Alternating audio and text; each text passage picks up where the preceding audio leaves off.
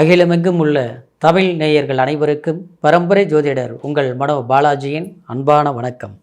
ரிஷபராசியில் பிறந்த அன்பர்களுக்கு இந்த 2026 பிப்ரவரி மாத ராசி பலன்கள்.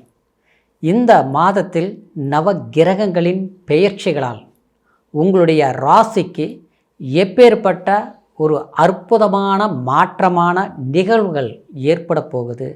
இதனால் உங்களுடைய தொழில், குடும்பம், பொருளாதாரம், பண வரவு சார்ந்த ஒரு முன்னேற்றமான நிகழ்வுகள் ஏற்படக்கூடிய காலகட்டம் இந்த பிப்ரவரி மாத சூழ்நிலை எப்படி இருக்கும் அப்படிங்கிறத பற்றி தாங்க இந்த பதிவில் இப்போ நம்ம பார்க்க போகிறோமுங்க.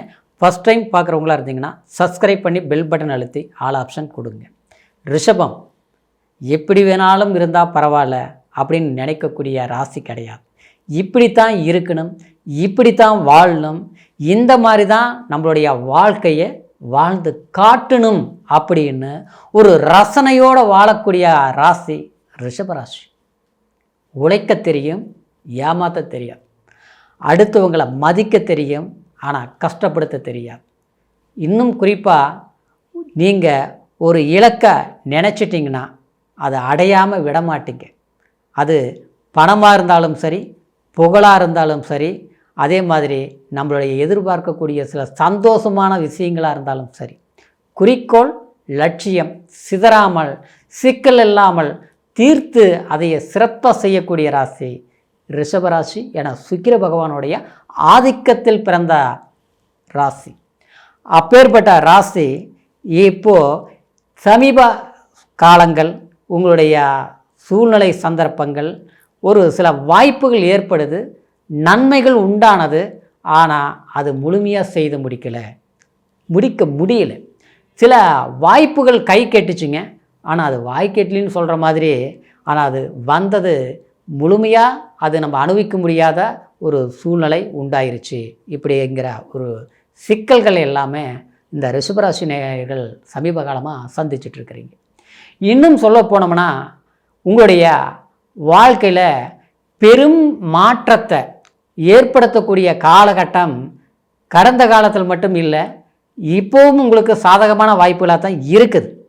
ஆனாலும் உங்களுடைய 10ஆம் பாவகத்தில் ராகு பகவானும் சஞ்சாரம் செய்து கொண்டிருந்த இந்த சமீப காலத்தில் பார்த்துட்டோம்னா தொழில் ரீதியில் சில சிரமங்கள் ஏற்பட்டிருக்கும்.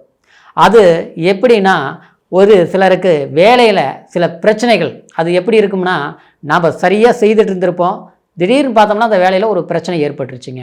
அந்த பிரச்சனைங்கிறது அதுக்கு நாம் காரணம் கிடையாது, மற்றவங்க ஒரு காரணமாக நம்மளை ஒரு கெட்ட பேரை உருவாக்கிட்டாங்க.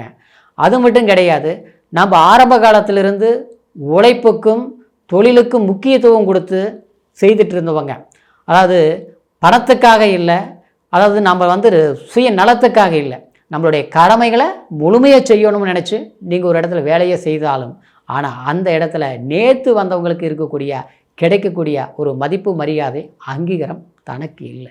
இதனால் மன வருத்தம். அதே சமயத்தில் சிலருக்கு பார்த்தோம்னா வேலையில் எனக்கு பிரச்சனை ஆகி போச்சு, வேலையை விட்டு வந்துட்டேன், ஆனால் சிலருக்கு கடமைக்கு நான் வேலை செஞ்சிட்ருக்கிறேன், கட்டாயத்துக்கு என்ன பண்ணுறதுன்னு தெரியாமல் வேலை செய்துட்ருக்கிறேன் இப்படிங்கிற ஒரு சூழல். சிலருக்கு அதை இருந்து வேலையும் போச்சு, ஆனால் எதிர்பார்த்த வேலையும் கிடைக்கல, அப்படியே கிடைச்ச வேலையும் முழுசாக நிலைக்கலை. எப்போ பார்த்தோம்னா தேடலாகவே போயிட்டுருக்குது. எப்போ இந்த வேலையில் இருக்கக்கூடிய சில பிரச்சனை தீரும், நமக்கு ஒரு நிரந்தரமான ஒரு வாய்ப்புகள் அமையும் அப்படிங்கிற ஒரு எதிர்பார்ப்பு ஏற்பட்டுட்டு இருக்குதுங்க. ஆனால் இந்த சூழலை மாற்றக்கூடிய ஒரு சந்தர்ப்பம். ஏன்னா ரிஷபங்கிறது வெளிநாடு யோகம், வெளியூர் தூர பிரயாணங்கள் செய்து அந்த இடத்துல உங்களுடைய திறமை என்னங்கிறத காட்டக்கூடிய ஒரு வாய்ப்புகள். இதுக்கு முன்னால் எல்லாமே கிடைச்சது, எல்லாமே வந்தது, ஆனால் எல்லாமே அடுத்தவங்களுக்கு பயன்படுற மாதிரி தான் இருந்ததை தவிர தனக்கு சாதகமாக அமையலை. இப்படிங்கிற ஒரு வருத்தம் ரிஷபராசி நேயர்களுக்கு இருந்துட்டு தான் இருக்குது. கடந்தது விட்டுருங்க, சரிங்களா? இப்போது உங்களுக்கு சக்ஸஸ் பண்ணக்கூடிய காலம். காரணம், உங்களுடைய ராசிக்கு 10ஆம் பாவகத்தில் பார்த்துட்டோம்னா புதன், சுக்கிரன், சூரியன், செவ்வாய், இந்த 4 கிரகங்களும் ஒன்று இணைந்து இந்த பிப்ரவரி மாதம், அதாவது குரு பார்வை பலம் பெறப்போகுதுங்க. அப்போது 10ஆம் பாவங்கிறது இந்த பிரபஞ்சத்தில் நாம் பிறக்கும்போது என்ன கர்மாவை நோக்கி பிறந்தமோ அந்த பலனை அடையக்கூடிய ஸ்தானம் தான் அந்த 10ஆம் இடம்.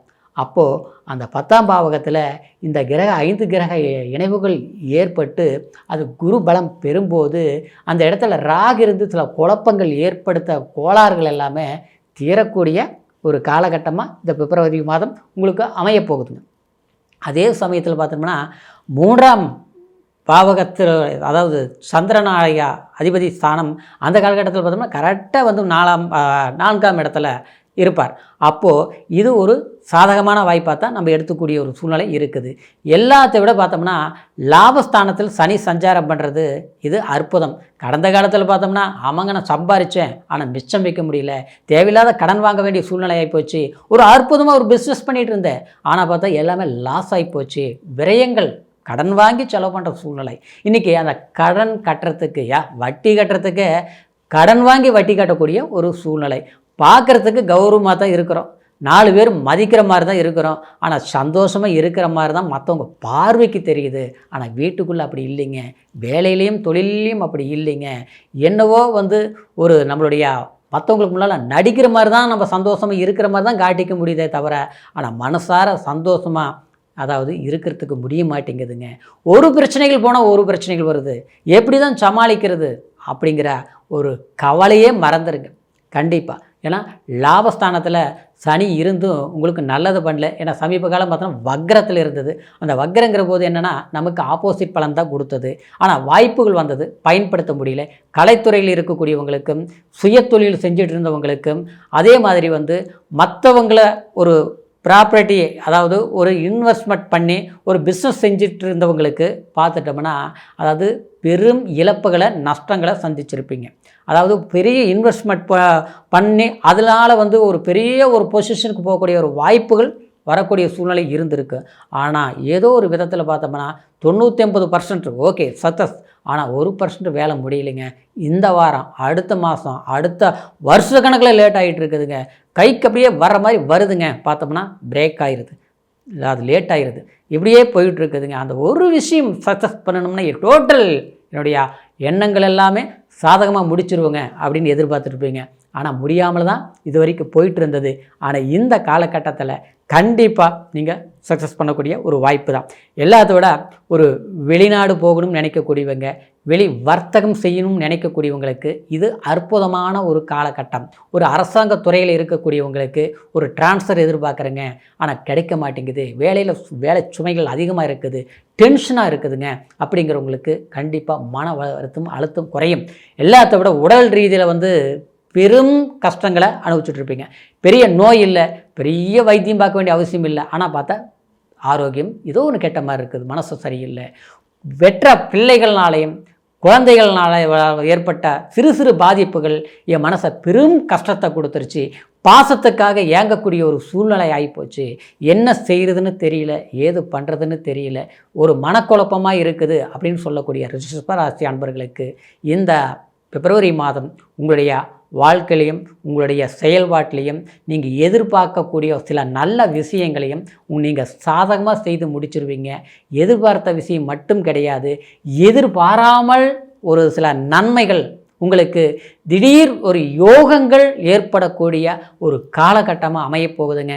ஏன்னா எப்போவுமே இயல்பாகவே சொல்லிட்டோம்னா, அதாவது கெட்டவங்க வாழலாம், ஆனால் வாழ்ந்தவங்க கெடக்கூடாது, பாதிக்கப்படக்கூடாது. நீங்கள் நல்லா வாழ்ந்த ஒரு ராசியில் பிறந்த ஒரு அமைப்புள்ள ரிஷபராசிக்காரர்.